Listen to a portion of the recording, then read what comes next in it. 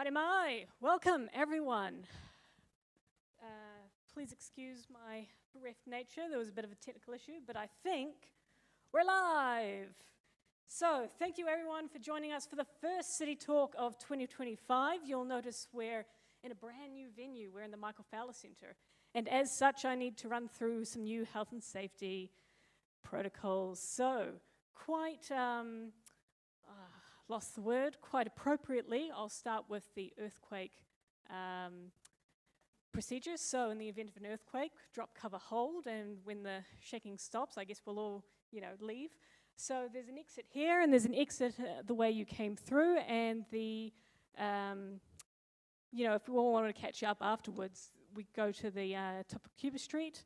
In the event of a fire, exit through the exits I just pointed to.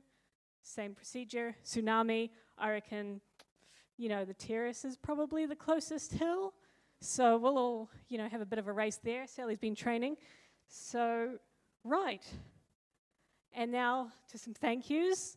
Thank you to the Wellington branch. Thank you to Hamish in particular. And our sponsors for tonight. So Asa Abloy and Nushintel. I'll pronounce that right one day.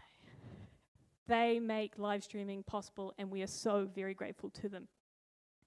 Tonight's conversation is titled Seismic Shift. And we ask the question, if demolition is the most straightforward answer. At the time, the risks, the costs, and the future appear immediately solved, and the sense of progress achieved for a fleeting moment. But beyond this instant gratification, that is demolition, as we draw back and look at the collective actions taken to tear down buildings, things start to look a little different. The value proposition of doing what was simplest is forgotten, and instead it appears as though we are trying to enact the destructive force of the earthquake we all fear. So, on the back of that, we have this lovely panel here. We have architect Sally Ogle of Patchwork Architects. We have another architect, Zach Athfield of Athfield Architects, a non-architect engineer, Chris Speed of Dunning Thornton, and a project manager, of RCP. So without further ado, please join me in welcoming this lovely panel, and let's get going.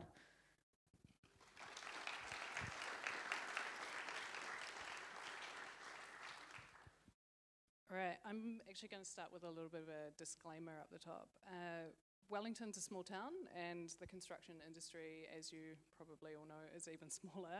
So small that Chris and I had to get a babysitter to be both up here tonight. And between these three guys on stage, there's a number of conflict of interests with some of particularly the high-profile civic upgrade projects going on. So when we get to question time, be aware that project-specific questions might necessarily get a I can't answer that response. We will look to leave at least 20 minutes for questions after about 30 minutes of discussion up here. So, the current earthquake-prone building policy, which is under review, can be read in the most basic terms as giving building owners two options: strengthen to above 34% MBS within the timeframe set out by government, or if that doesn't stack up, demolish. There are something like 8,000 buildings on the earthquake-prone building register across New Zealand, and the logistical challenge for the construction, design and engineering sector of dealing with that many buildings, each in their own individual way, is huge. What I'm interested in tonight, and hopefully you guys are too, is understanding whether there are or should be other options. And I'm going to try and steer the conversation around some of the issues that are or maybe should be in this conversation, including risk, life safety, seismic resilience, sustainability, heritage considerations, urban spaces, cost, and maybe even architecture if we're lucky. The four of us had a short Zoom last week ahead of this discussion, and there's been some emails back and forth since then, and it became pretty obvious to me that my job is to stop them from talking too much rather than having to prompt them. All three have a huge amount of experience and insight into how we deal with our seismically prone building stock, formed from their collective many years of experience in the industry. We will endeavour to keep this from turning into a deeply technical discussion or a clause-by-clause critique of the current legislation, and try and steer things towards the what does this or what can this mean for our built environment. Having said that though, I thought it might be useful to just start with what is the NBS system, as no doubt we'll be hearing that acronym a lot this evening. So Chris, can you tell us what the NBS system is and how, and in really basic terms, how you assess a building to get its percentage number? Hi. As Sally said, we all have conflicts of interest. I like to think of them as we've got skin in the game here in Wellington. I and Sally and a couple of friends are also owners of an earthquake-prone building. So we're extremely conflicted in this. So I've worked on both the engineering side, and I've also been a client. When we assess buildings as engineers, we are looking at effectively at a granular level almost every single component of the building. So if we're doing, this is when we're doing something called a detailed seismic assessment. So generally the work that's been done in the past has been to try and understand which buildings should have these kind of assessments done to them, and now we're generally in the process of looking at them in a lot of detail.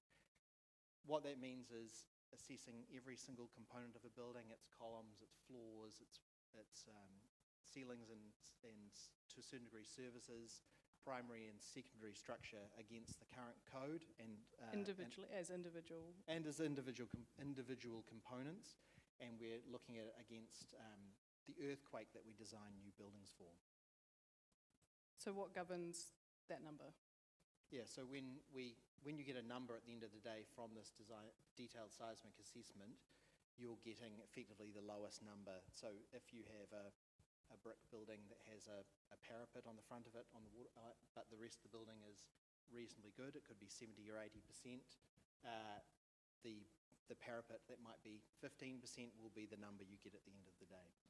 So it's the number that you get at the end, the percentage NBS of the building, may not be completely representative of the life safety hazard for the building as a whole. Zach, I know you're interested in and have written some things recently about the way that those NBS numbers work and how they relate, or perhaps in a lot of, well, some cases don't relate to life safety of the people occupying the building. And I think the NBS system has become shorthand for describing the level of risk to people in a building, but maybe it's not a good metric for that? Well, whether it's a good metric or not, I think it's a metric, and I actually didn't really understand the earthquake-prone buildings code very well until having a bit of a revisionist look at it.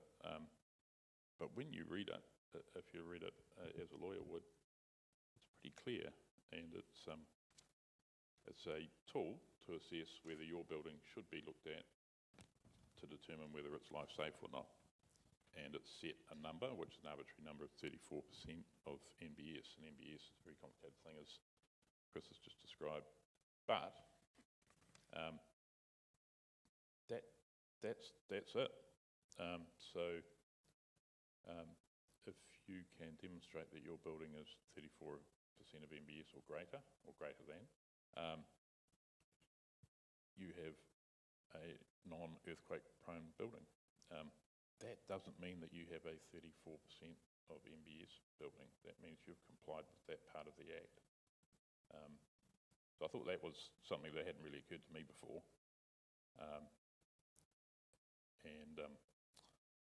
I guess, like Chris, I've inherited or sort of live in a house that is both heritage listed, and went through the Kaikoura quake with a bit of shaking and a couple of observed defects. So we did the ISA and DSA assessments, and had a very careful go.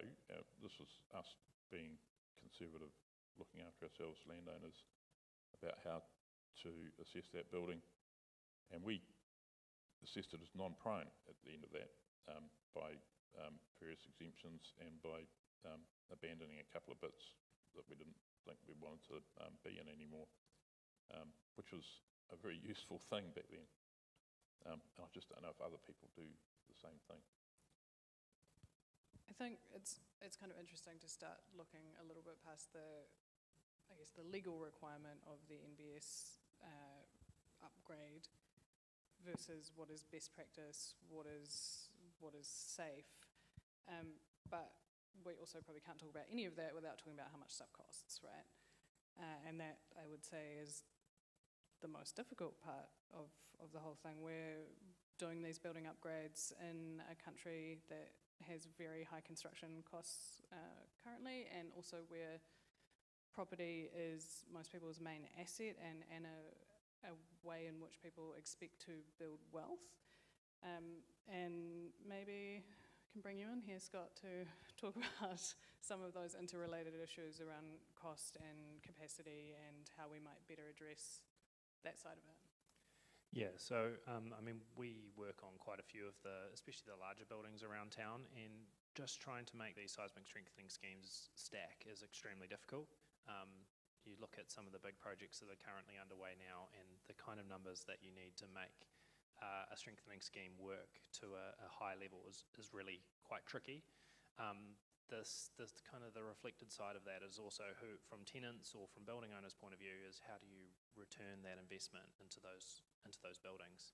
And there's not that many tenants out there who are willing to pay the kind of rents that are needed to, upgrade these assets. And over time, that makes a lot of them really, really hard to stack. And so, unfortunately, that's just really, really difficult for many owners to make their assets stack. And you're working in the Wellington context, so yeah. Move to small town Wanganui or Bulla or Greymouth, and that's going to stack up even less, right? 100%, and that's why towns like Greymouth are really, really struggling. They've got a whole centre of their town where they just can't justify the investment, and it's actually just better to put up a small warehouse, like a single-storey building, to accommodate those same things rather than try to fix the assets that they currently have. So, even cost aside for a second, even assuming we could magically have construction costs that allowed that to stack up for all of those 8,000 buildings on the earthquake-prone list, do we have enough market capacity for that in New Zealand? Yeah, I mean, not even close. I mean, if you think about just Wellington and then you kind of create that problem a bit smaller, we're looking at in the order of 800 buildings that need to be done. It takes most projects 3 to 4 years to be able to get through design and construction and delivery and close it out. I mean, there's just not even vaguely enough contractors to get through that kind of work in the next 5 to 10 years, which is currently in the deadlines at the moment. And so it's inevitable that we're going to need more time for those people. Either some of those people are going to need to find their way off the list, which I'm sure we're going to come to in a second, or we're going to need more time for some of those people. And so that kind of leads to a logical who's going first kind of conversation. Zach, I think you might have some things here. Well, I was just going to say that that was cost, right?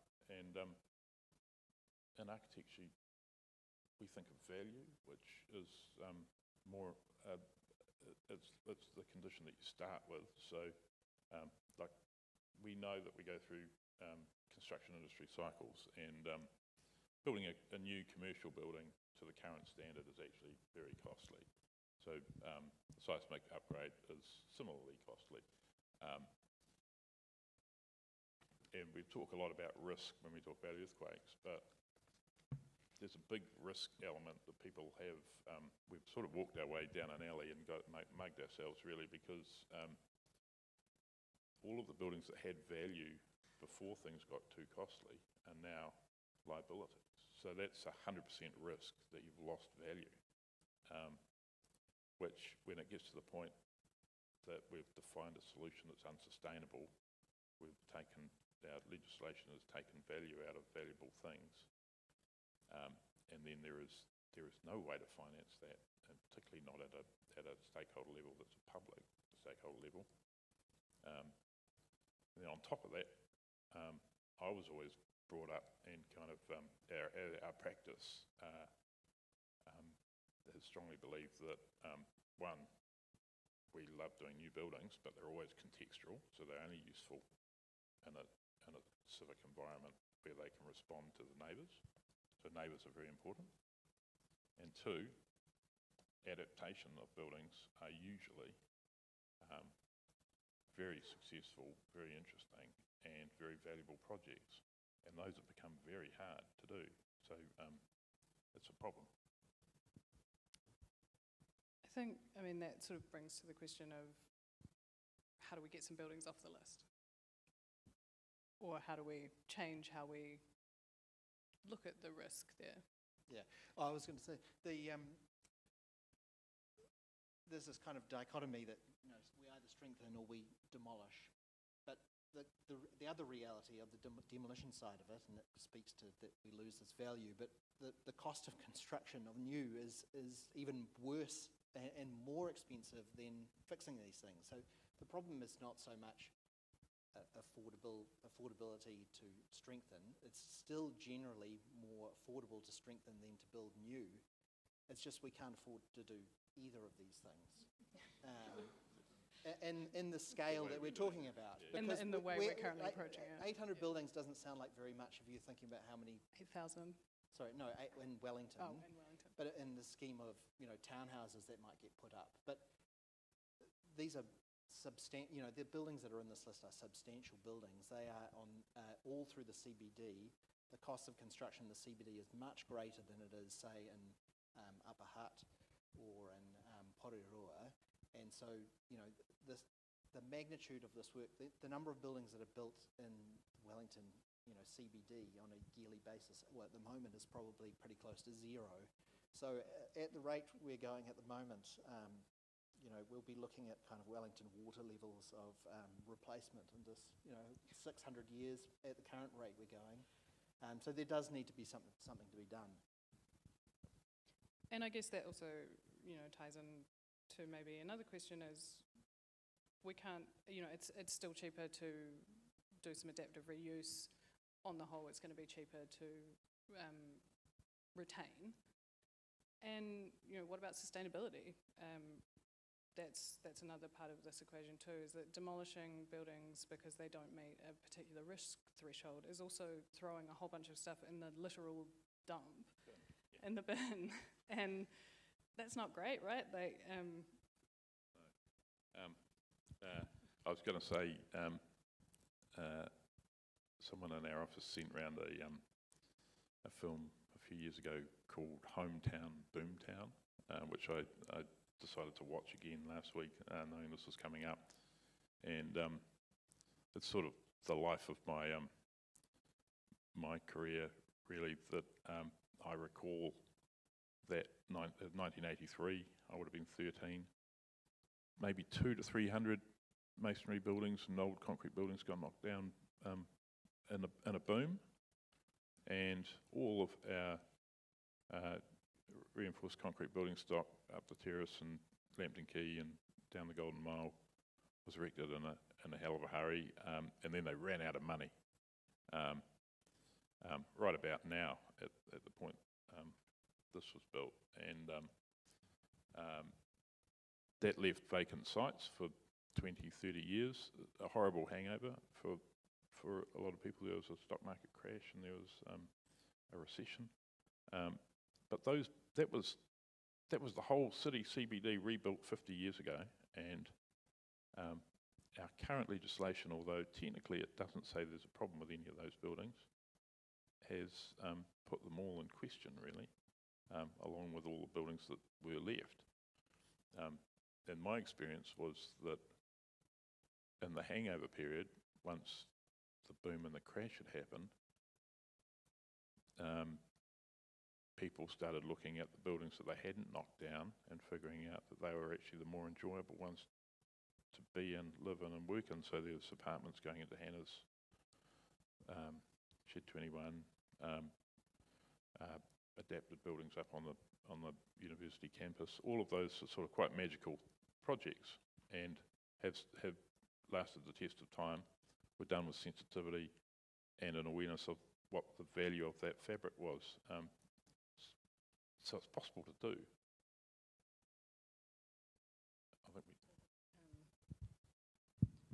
I think you're right that, and sometimes in those conversations, design and architecture, or how the city feels, gets a bit lost in this conversation after relegated to being a nice to have after we've solved the seemingly more urgent problems of safety and cost and practical feasibility.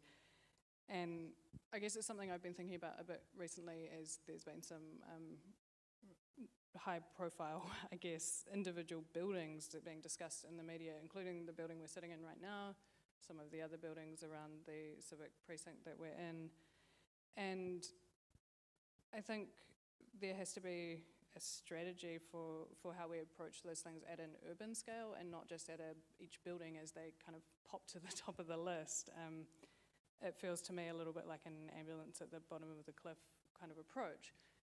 And I think that the sort of accumulation of buildings and the spaces between them and the history of those buildings is part of how the urban spaces feel. And so, how do we start to prioritize which things are the most important to be kept and which things we deal with in a different way?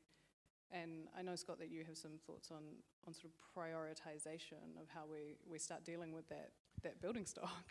Yeah, I'm not going to start talking about urban planning because that would be dangerous. But I mean, I think if you think about every individual building owner, they've got to make a choice, right? They've got a building that's earthquake prone or has seismic issues, and they've got to choose to do something about it. And I think they've all kind of found themselves in a place where they're not really sure what the best way forward is. And unfortunately, pretty much all of them have run themselves out of time, and they're being forced into a position by the Earthquake Prone Building Act to do something about it. I mean, this is one example.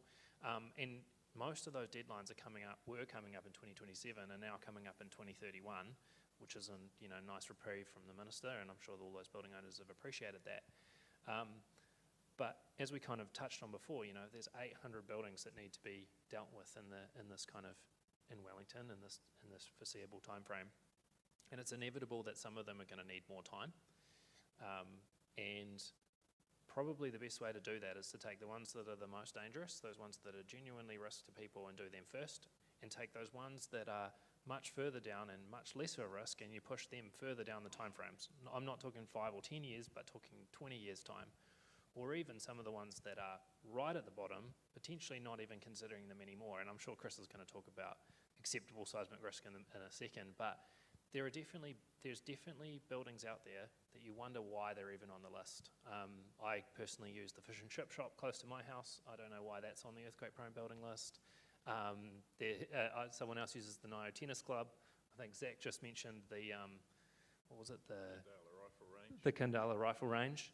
There's a whole lot of buildings that are right at that bottom of that list, which if we took them off and said, hey, they're not that bad, there was a structure and a way to deal with them that meant that they don't need to be considered, they offer very little risk to people, and we could move forward, that would make everyone's life easier. And then we could start to think, which ones are the most important, which ones are the ones that definitely affect our people, and we deal with those first, and then which ones are next and which ones come after that, and set the time frames up in a way that people actually can deal with those really tricky buildings. Yeah, I mean, I think Scott's right. The issue to a certain degree is just the scale of this. This is a policy that probably thought at the end of the day we might have 1,000 or maybe 2,000 buildings on this list. It's 8,000. And the resource, both from a money perspective, but also having the right engineers, right architects, the whole process that needs to be put in place for these buildings. Strengthening a building, assessing and strengthening a building is much more complicated and more difficult than designing a new building. And so the processes you need in place and the number of people and resources you need is much greater. So the issue is basically, we've got these 8,000 buildings. It would be obviously a much more manageable process with prioritisation where, in reality it could be, if there were 500 buildings, and that is a process where you can start looking at it and going, we can provide funding for these buildings. These are the most dangerous buildings, these are the highest value buildings. We can actually provide funding to help people with these processes in a more meaningful way. We can get the right engineers and consultants involved in these processes and remove maybe some of the requirements for such a highly involved engineering approach from these lower risk buildings. And I know, so I just to say, there is a process going on at the moment around that where people are looking at simple strengthening solutions for more standardized buildings, and I think putting money and more thought into those processes is going to provide a lot of value. I think getting the DSA, the assessment process that we have at the moment is only one tool, and it's not a tool. It's a tool that's being used really in New Zealand only in a number of ways.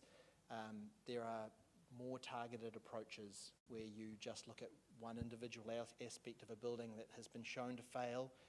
This is the approach that's carried out in California, where certain building types, you won't look at every single component of the building, you'll just look at certain components that have been shown to fail previously, and then the market can create solutions for those individual components rather than having to try and deal with every single thing you find when you open up an existing building. Give that back to the moderator. Can I just jump in real quick? And because Chris touched on a really good point, which I think is another part of the puzzle that we need to think about when we talk about prioritisation, is these simplified approaches are great, right? You know, like if we had a 3604 for fixing parapets, I assume I'm talking to architects, so hopefully they know what that means,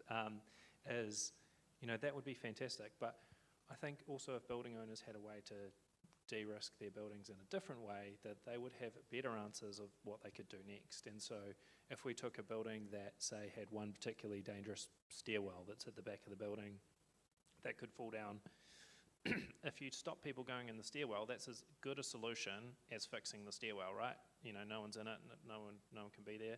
Equally, a canopy or some piece of something that could fall off the building. If you can take the risk away in another way, surely that would be really valuable for people and would give building owners more options of what to do next. Instead of just forcing them into this, you have to strengthen to a particular number or you have to do whatever, you've got more options to be able to think about harder. Do I need to deal with this problem? Is there another way to de-risk it? Can I take this risk away so it's not affecting people, so that I'm not just spending millions of dollars strengthening a building?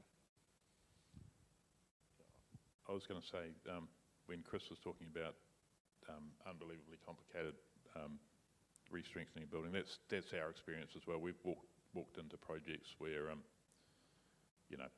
we think we know what we're doing, and we've got a brief and we've got a standard, but then we're discovering that we're doing more and more and more, and we're setting that standard for everything that we're doing.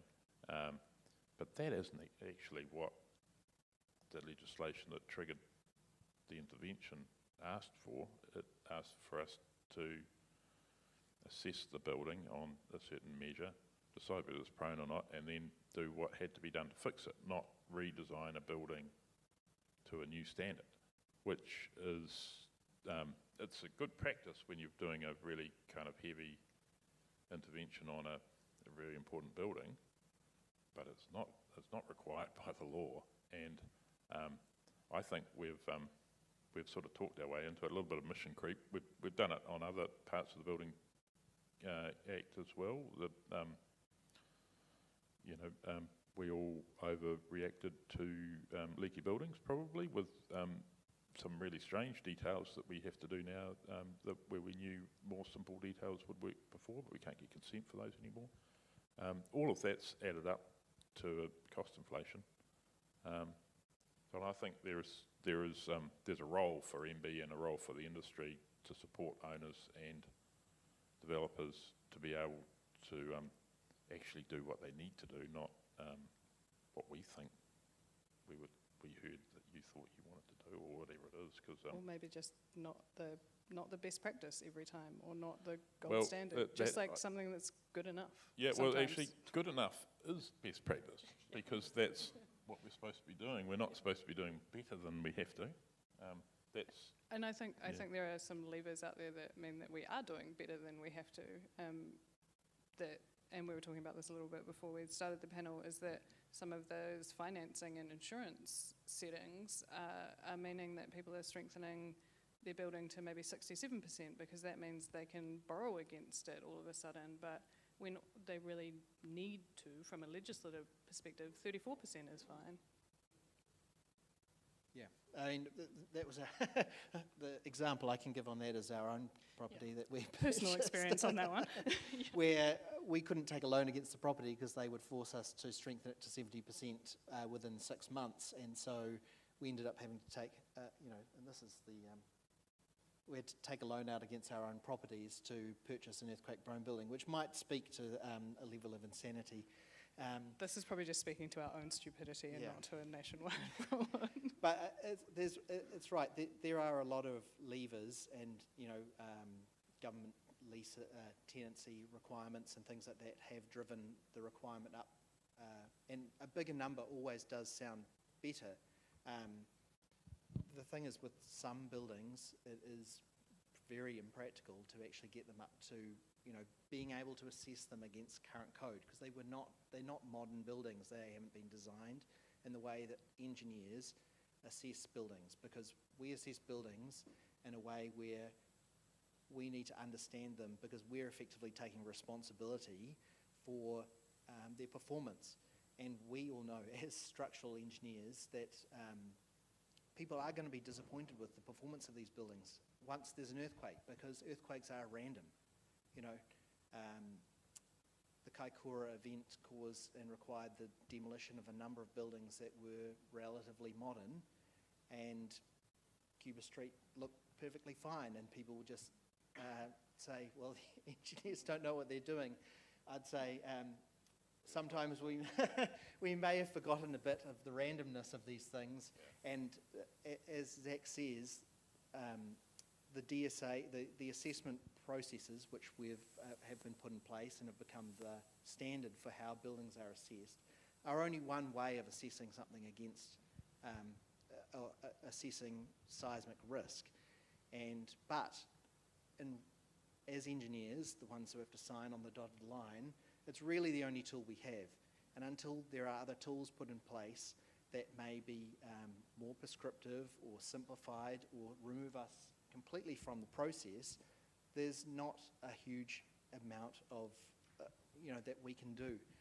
There's no silver bullet that's going to solve this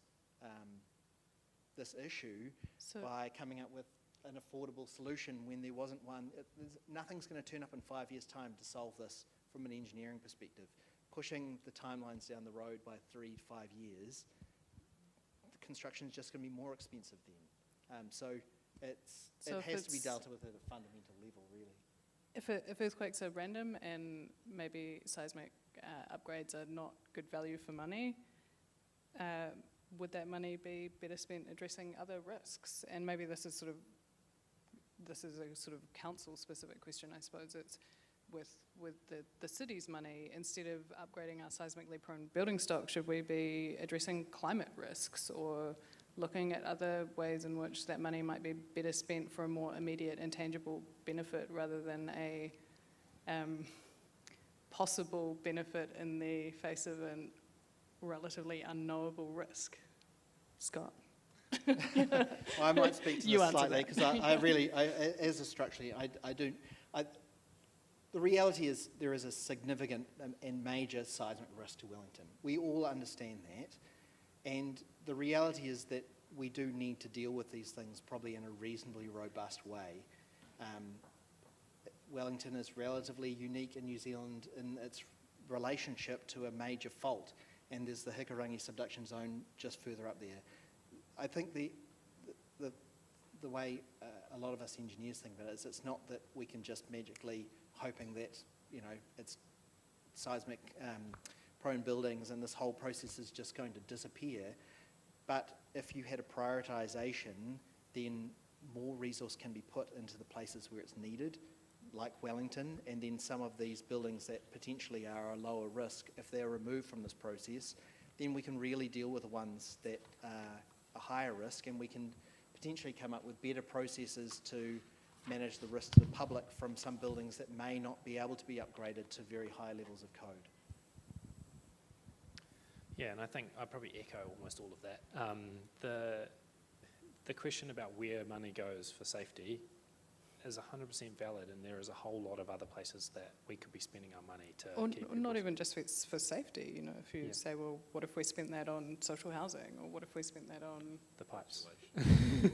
the water pipes, or Yeah, and I mean, and it's not a zero-sum game. Like, it doesn't have to be one thing or the other. Obviously, that it's more nuanced than that. Yeah. Always, but But it does have to be balanced in terms of risk, and like there are buildings. Wellington is on a important seismic, it is an important seismic area, and if there was a big earthquake, I'm sure people wouldn't be happy with hundreds of people dying. Like that equally isn't as acceptable, and so we have to balance that. And I think if we can find a way to take the things that aren't adding value, and I'm sure we've used a few examples tonight, if we can take those things that aren't adding value and take them off the list and remove that, and only focus on the things that actually are going to make a difference to people, then we get an opportunity to invest in those things that are actually improving people's safety, and then we can balance it against all these other things that we can spend money on. That I think whenever I hear the word risk and us talking about it particularly, I try not to roll my eyes because, you know, obviously we're in New Zealand. We're on a boundary between two Pacific and the Australian plate. We've got a Kermadec Trench, we've got a Hikarangi Fault, we've got a Southern Alps Fault, we've got events like an old volcano under Christchurch deciding to come awake.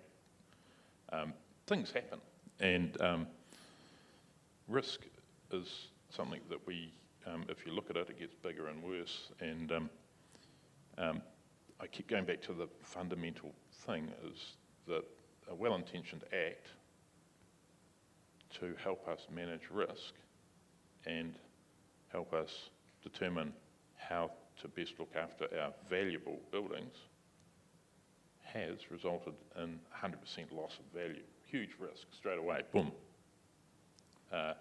And I don't think if you read the Act properly and you can walk away from individual risks and talk about how to interpret that Act, how to responsibly look after value, that needn't happen.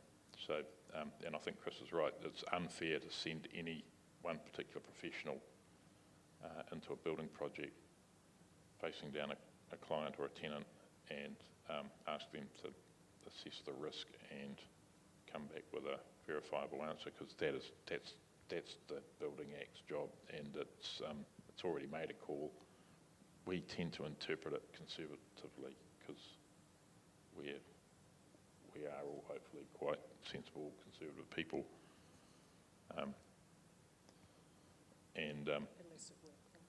Yeah, some of the time. And well, in a less conservative moment, I helped Andy Spain last year with his little photo essay on endangered buildings, and I was talking about two buildings that got pulled down because they were deemed to be unsafe for various reasons. The Arlington Apartments and the First Church of Christ, just because they're beautiful buildings, and I thought, like, there should have been a way of talking about those more, or either valuable or beautiful buildings. So Arlington, 75 apartments, pulled down because they could have been deemed to be earthquake prone. I don't think they necessarily were. They were just a bit of a fix-up job. There's nothing back there yet. There's a big hole in the ground, and the replacement was too expensive last time I checked. And same thing with a church that you could have built a building next door to, but there was some risk associated with having that hanging out on your site. So I was talking about that both of those could have been quite successful adaptations, but we don't have the mechanisms in place now to do that. And we're piling all that risk onto these formerly asset, valuable buildings. So I think we've misunderstood risk, and we take it on personally when we should be doing it societally, and we should actually understand the risk of loss. And if you watch Hometown, Boomtown, half of it's people bravely knocking down buildings and building bigger and better, and the other half of it's people losing and weeping on the side of the street as their home has disappeared. So there is there's consequential loss from not understanding risk. I'm aware that we do want to leave some time for questions, so I think maybe just to summarise this discussion, something I think that architects and engineers and maybe even project managers are really good at is looking at a situation and from a wider perspective and maybe reframing what the brief is and therefore what the solution to the brief could be. So I thought I would ask you each to just do one sentence on what you think is an opportunity in the Wellington context, rather than, I know we've spent a lot of time on the problems and there are a lot of problems, but yeah, there's opportunities too. Scott. Okay, I'll go first. Look, we kind of talked about prioritisation. It's something that I'm pretty keen on seeing a bit more in terms of the Earthquake Prone Building Act. But I mean, one really good example is, can we take buildings that previously had lots of people in them and still use them for something else? I mean, if we could take bigger buildings that might be earthquake prone and use them for storage, why do we need to fix those buildings? Like, there's opportunities to take some assets that are being heavily used at the moment, use it for something else, and we can find a way to get some value out of them without necessarily spending a fortune fixing them. So I think there's an opportunity there that we kind of have missed out. Chris? Yeah, I think the opportunity is that, Wellington has the most experience in dealing with these issues. We've been, as many people will be aware, strengthened and re-strengthened and strengthening again, and we should be providing as much data and feedback to the council, the MB, to provide information so that better decisions can be made on costs and the value that's been provided. Part of the issue is it's hard to get to the end of a project and actually really understand where the money has gone and what value you've actually created from this project, because we're looking at these things on an individual basis. So I think if we could, there's always the difficulties of commercial realities and not wanting to show your cards, particularly on projects that haven't been successful. But unsuccessful projects are the ones we really need this information to be passed on, even the ones that have never gone ahead. If we have that information, then we can, those are all data points that need to be part of this conversation. Yeah, I think similar to Chris, what would be a great outcome, and it's required now, we haven't got money to keep going the way we have, is that Wellington City as a council, and we've got big brains in Wellington when it comes to seismic response. Showed, and we've got MB here, showed the country how to appropriately create a valuable city. So I think that's a range of responses. That's very clever, low end, simple, easy response, good ways of exempting buildings that aren't a consequence, good adaptation with just enough of the right sort of design to make them work, and very good new buildings that are at 100% of the latest code or better, as well as some good examples through the range of restorations, and but it should be through a range, and it should be all cost effective. I think my answer to my own question is that I think that Wellington's seismic problem has a branding opportunity.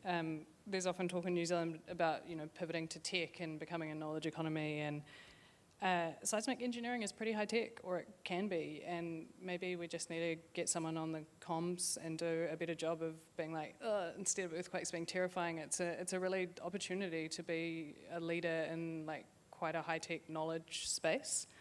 I think we should get people excited about the seismic work that's going on here, rather than just seeing it as a depressing drag on Wellington. Like, start celebrating some of the cool projects that people are doing with really innovative, or even maybe better, really boring technology that's cheap and easy to do, and get people excited about, maybe I could fix my earthquake-prone building in a really boring and cost-effective way. Actually, we should have celebrated Kaikoura, because that was a big earthquake, and we've still got a whole city. Let's have some questions from out there.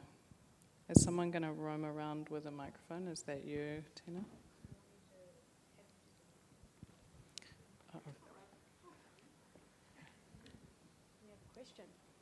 Questions, oh yeah. What's going to happen if we get all this done, everything's up to code, and in 40 years' time someone will say, hey, no, we've done a whole lot of research, that code's hopeless, and you start again.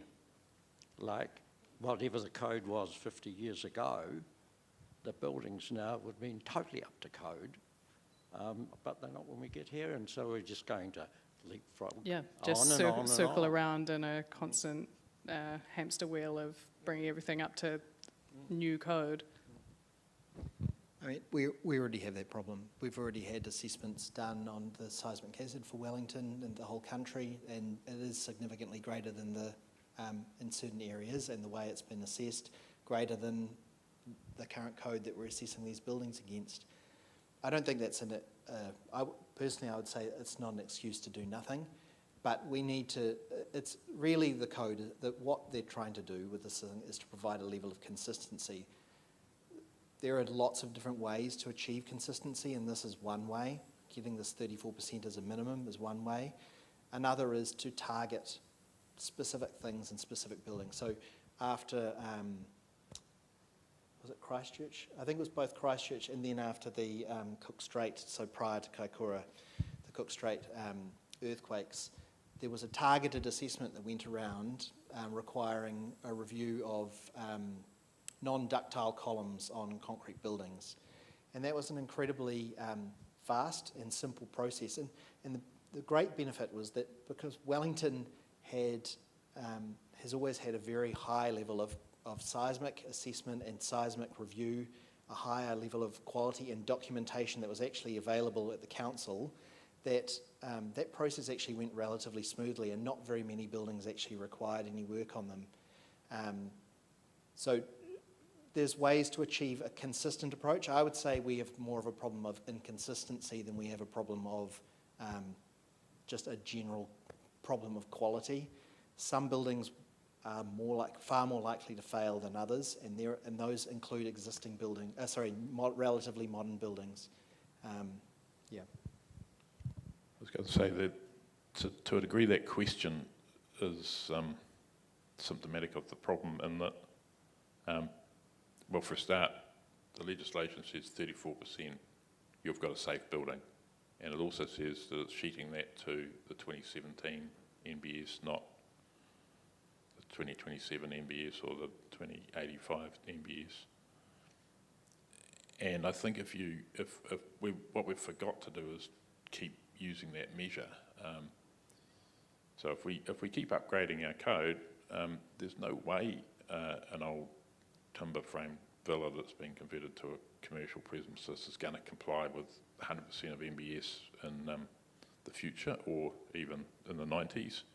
But it was a complying building when it was built in 1904, and it's weathered everything that's been thrown at it since then.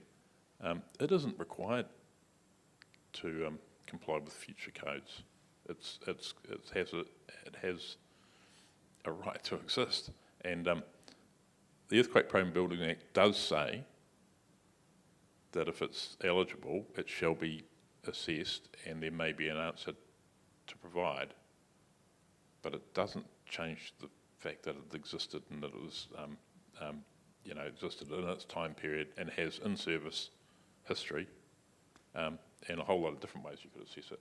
So I think we could mature our conversation there a little bit and save ourselves some grief. I've suggested we should bring in the ABS, it's the National Building Architectural Standard. So we should reassess all buildings for their architectural qualities on a regular basis. To, if we just decide that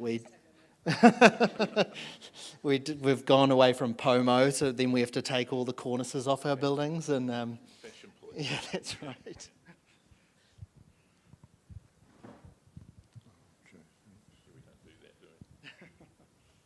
Dennis Foote. Is this working? Yeah. I'm just wondering, of the 800 odd buildings, I wonder how many are wooden and how many of them are houses and so on. It often occurs to me in Wellington, should Wellington be a high rise? It's not all that high, but should it be a high rise town, or should we be building more medium to lower wooden buildings? And I realise that some wooden buildings didn't fare too well in Christchurch, but that related to ground conditions more than anything else. But it just also seems to me that these, some of these buildings, as we can see from here, are quite expensive to fix, whereas smaller wooden buildings don't strike me as being all that expensive or difficult to fix. Thank you. I think that's, I mean, I'm going to just take a crack at this one as the moderator. I think that that's well, might let Chris comment on the structural appropriateness, but I think that is great when we're building new. We should definitely be thinking about the appropriateness of what we're building and the resilience of that, but the bigger issue is what we do with the existing building stock and how we treat that. Yeah, I think part of the trickiness is that the NBS system really just relates to life safety. So, and also that the earthquake-prone legislation excludes basically standalone houses. So it already prioritises, because it doesn't cover standalone timber houses or even ones that are masonry. It really is multi-apartment houses and up. And so generally, timber frame buildings perform very well in earthquake from a life safety perspective. You know, apart from people being killed by their furniture or old chimneys, generally they don't tend to fail in ways that would kill people. That said, they still are. There's still a big impact of the damage that's associated with earthquake in these buildings, and it was shown in Christchurch. And a lot of these buildings ended up having to be fully replaced, even though there was no death in them. There are benefits of building, there are efficiencies in building larger buildings, but I think that there is a balance that needs to be struck there. Bigger buildings are heavier, which means there's more forces in them, there's more loads, there's more foundations. Mass timber construction can mitigate some of that, but it has its own difficulties and complexities. This is a thing that we all grapple with in the consulting field, and developers have to as well, is where you actually create that value and whether you can mitigate the risks associated with spending all that money for something that may be damaged after a medium-sized event. And a lot of the models where you're buying a house off or an apartment off someone that's built it, there are limited incentives for the building that's being built to mitigate earthquakes in a way that will mean that the building's not damaged and wouldn't need to be replaced. I'm just going to quickly jump in. Wellington City Council has a great graph of all of the heights of buildings that are on the earthquake-prone building legislation, like on the register. And if you look at that, there's maybe one building that's over 12 stories, and there's a few a bit smaller and a bit smaller. But the bulk are in that 1, 2 and 3 story range, and they're all those little, the area down the end of the road, or, the rifle range in Kandala or whatever. And there's this massive chunk in the small building range that kind of get forgotten about when we talk about these 800 buildings. Hello. I'm interested in that component-based approach that you talked about, where you single out those parts of the building that are most likely to fail.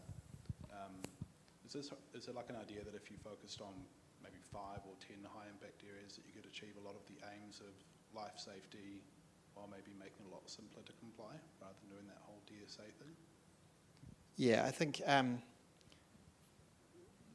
the current system, the DSA system, essentially, it sounds great on paper. It's a holistic system. So you understand the engineer is effectively going to take responsibility for the NBS at the end of the day. And so as an engineer, we generally want to understand things completely to be able to be able to sign off on it and actually be able to give good guidance to the owners about what the performance is going to be. There are lots of different approaches, but at some point someone has to take responsibility for the gaps that will be in any system that's less than a holistic system, right? And so, processes that are done overseas where they do focus on one or two components of a building obviously leave out huge aspects of the building's performance and design, quality of the original construction, all these sorts of things, but they are assessing that these are the most important things of the building, and the performance, all of this is done probabilistically. So, we have decided that this material has this strength everything's on a bell curve, and so you're essentially just saying anything that is in general less likely to cause a death in a building, we're just going to exclude from this process. And that's obviously a much more efficient way of doing things. It will not, and I suppose some people of that system would say, well, you get to the point at the end of the day and you can achieve a high level of consistency, whereas if we're trying to look at everything, if you try and look at everything, the quality of each component that you're looking at, because no one's going to pay us $10 million to just assess a building, every single component only gets a certain amount of time and effort on it. So if you're focused on the ones that matter more, then you're probably going to get a better result for those things that are likely to actually be a bigger risk. One thing that's worth noting there is that, and Chris was saying that this was in relation to whether an earthquake-prone building was safe to occupy or not, but MB they've actually answered that question. They've said, if your building is assessed to be earthquake-prone, lower than 34% MBS 2017, that is not the only measure to assess whether it's safe to occupy. What you should do is then assess the components and the likelihood that those components are likely to be dangerous. So, for example, if that mullion might break in an earthquake, and you sort of know it will at a lower standard than this column, if it's going to break and not fall on us and just look nasty and leak, it should be exempt according to their guidance. But yeah, how do we do that? Well, it's difficult. This is the issue: is you start getting into the woolly territory of, could this component of a building that's less than 34% NBS kill someone? And those aren't. We can't put that into a calculator. You can think about it at 3 o'clock in the morning, but it's very difficult for you to actually come up with an answer on that. And there is this a tendency towards black and white outcomes on these processes, because at the end of the day, some individual or some small company or a larger company is taking responsibility for it. The risk, if you want to socialise that risk, then the people who need to be, or the organisations that need to take that responsibility need to be social organisations, at a minimum level, council, or at a greater level, the government itself. I know that it's already after 7, but I also know there's more questions out there, and I thought maybe we could just try doing a 5-minute quick-fire question round where the questions can be however long they are, and these guys have to answer them in 10 seconds. Okay, ready? Yeah. Thank you. I guess my question is around, maybe how to shape a discussion to do with the, I guess, mass psychology around all of this NBS stuff. People really, I guess the public really freak out about it. They're really scared. They don't know what to do. They don't want to get DSAs because they don't know what it's going to reveal. People are almost, the NBS system has taken a whole new life of its own. So it's not just the 34 that people are trying to reach. It's become commercial, so governments want a certain level, and that's all sort of it has its own life. So I guess I'm also wondering, can we mature the conversation around, do we have to have, what are we expecting of the building environment? Does it have to protect us 100% every single, way? There's a million risks out there, million ways to die. So.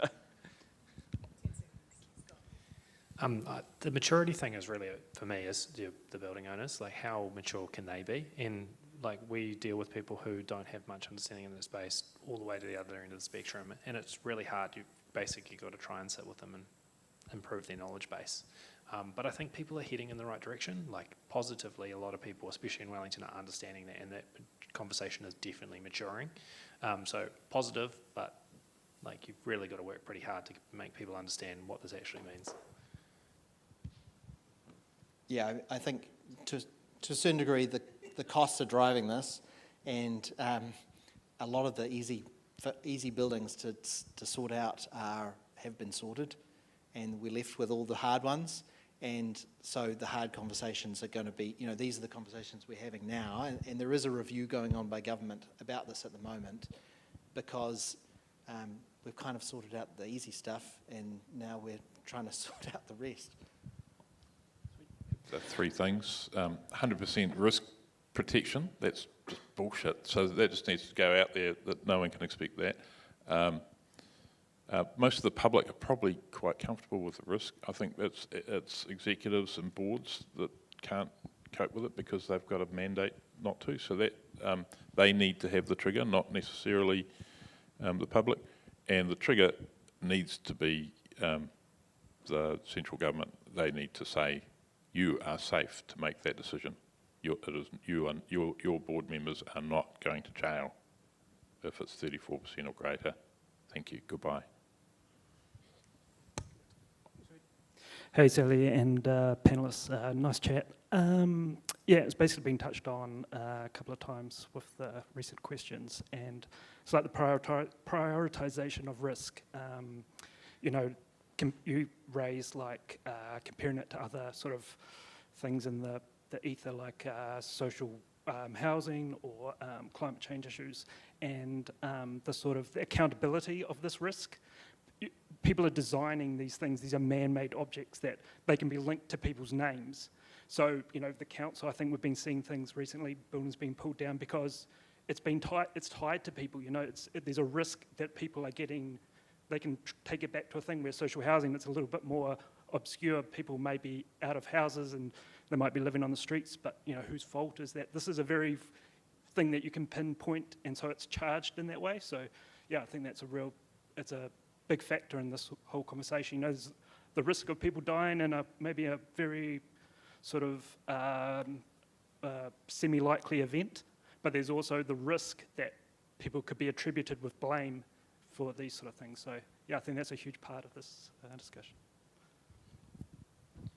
Yeah, I mean, the issue with earthquakes is that they are an extremely complex kind of risk that human beings aren't very good at dealing with.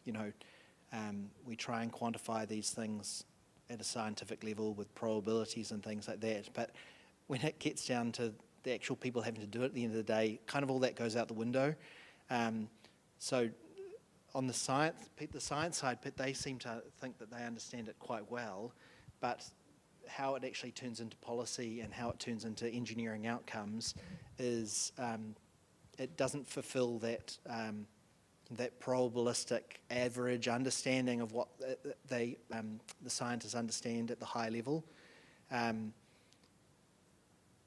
These things are, I'm a structural engineer. I sign producer statements on buildings that I know, maybe after I'm dead, but some of them will be damaged in an earthquake. Hopefully none of them will collapse, but there are big earthquakes out there that could be bigger than what we designed these buildings for. And that's the burden that I have to live with as a structural engineer.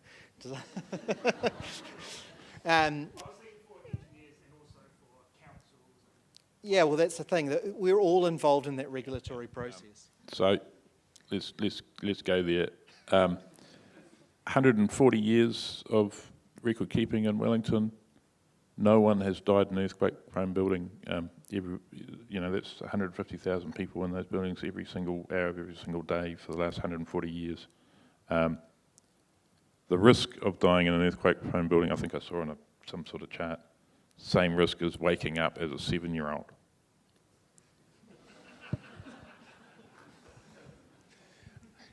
After that, I'm going to echo one of Zach's earlier comments. I think if the government could come out and say it's okay to make those calls, I think that would make a massive difference. I think if we had guidance that said it's okay for you to occupy these buildings, I think that would make a difference. Last one. Hi, there seem to me there are two quite distinct things you've been talking about tonight. There's the arbitrariness of the situation that we face at the moment, full of all sorts of imponderables that can't be resolved. And your discussion that you've had has been about essentially pragmatism, how you can take that system and introduce into it kind of pragmatic realities about how you deal with this issue. I know there's a review going on at the moment. How confident are you that that review understands that dichotomy and is addressing it? I might go first.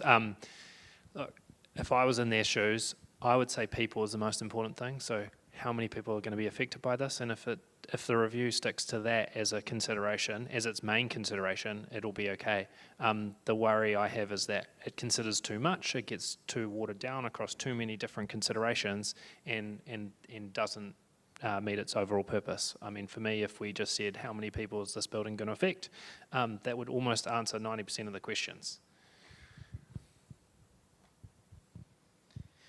I think it's good that there is this review. Obviously, at the moment, I think it's important in providing everyone that has information and can provide feedback to it.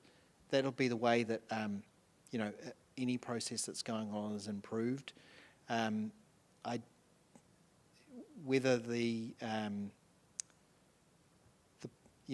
think we need to look at international examples, really, of how things are being done overseas. That doesn't mean just saying, well, we don't do it right here, let's do what they do. It just means understanding the bigger picture of what people are doing overseas, talking to other municipalities that have gone through this process or are going through this process. Even if we don't learn anything from them, they could learn something from us. So I think it's pretty important that we start having conversations beyond the bubbles that we have here in New Zealand. I think the review's a little late and essential, and clarity is what needs to come out of it.